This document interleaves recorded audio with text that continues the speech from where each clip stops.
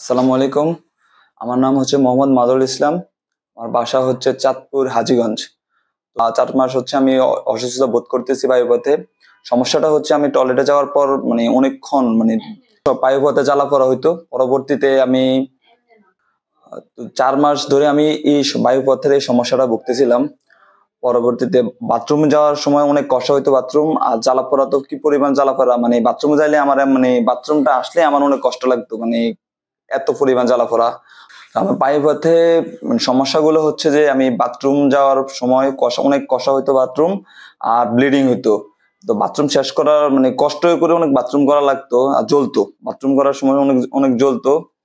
আর এমন জ্বলাটা সারাদিনই মানে সারাদিনই চলে যেত জ্বলাটা, এমন জ্বলাই জ্বলতো।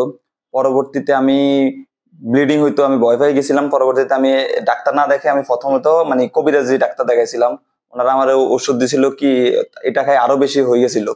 পরবর্তীতে আমি আমাদের হাজীগঞ্জ মানে চাঁদপুরে অন্তত আমি 4-5 জন ডক্টর দেখাইছিলাম। ওনারা আমাকে যাইলে অ্যান্টিবায়োটিক ওষুধ দিত, ব্যথার 5-6 দিনের, আর ওটা খাইতাম একটু কমতো, পরবর্তীতে আবার একই অবস্থা। পরবর্তীতে প্রায় 1-1.5 মাস আমি এরকম ডাক্তার চেঞ্জ করছি, কোনো কাজ হয় নাই। পরবর্তীতে আমি কুমিল্লা শুনছিলাম যে কুমিল্লা একজন ডক্টর সার্জন, ওনাকে দেখেছিলাম।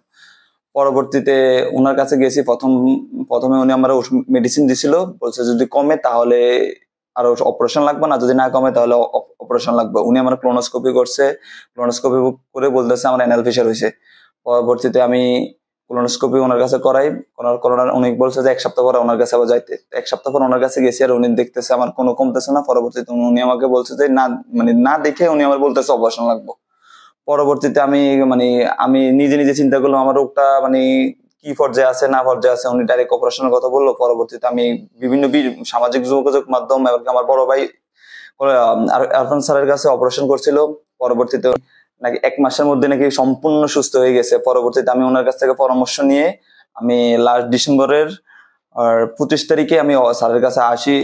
সরি, ডিসেম্বরের 23 তারিখে স্যারের দেখাই। পরবর্তীতে স্যারের দেখেই আমার রোগটা ধরে ফেলছে। স্যারে মানে নিজে দেখা প্রায় 20 থেকে 25 মিনিট স্যারে আমার দেখছে, দেখা বলতেছে আপনার অ্যানাল ফিশার, আর একটা কি কি হয়েছে স্যারের নাম বলছে, ফিস্টুলা আর অ্যানাল ফিশার হয়েছিল।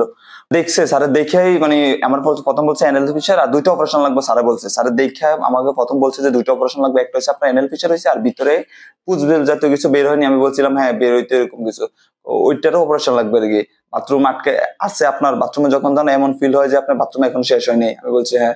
স্যারে এগুলা দেখে স্যারে মানে চেক টেক নিজে করে পরবর্তীতে আমার বলছে যে অপারেশন করবেন, আপনি অপারেশন করলে সম্পূর্ণ ভালো হয়ে যাবে। তারপরে আমি তো অপারেশনের পরিকল্পনা নিয়ে আসছি।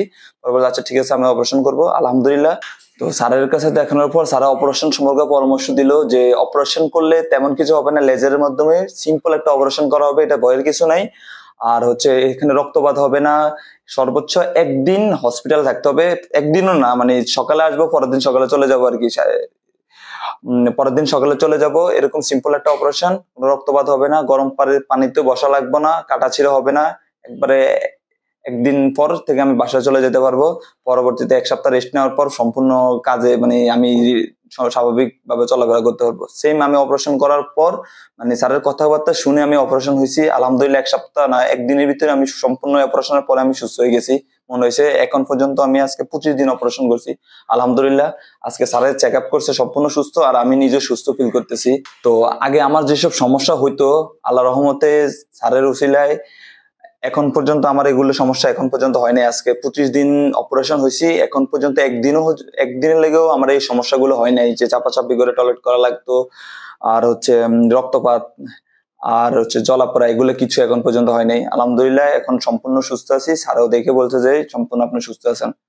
আসসালামু আলাইকুম, সবাই ভালো থাকবেন, ধন্যবাদ সবাইকে।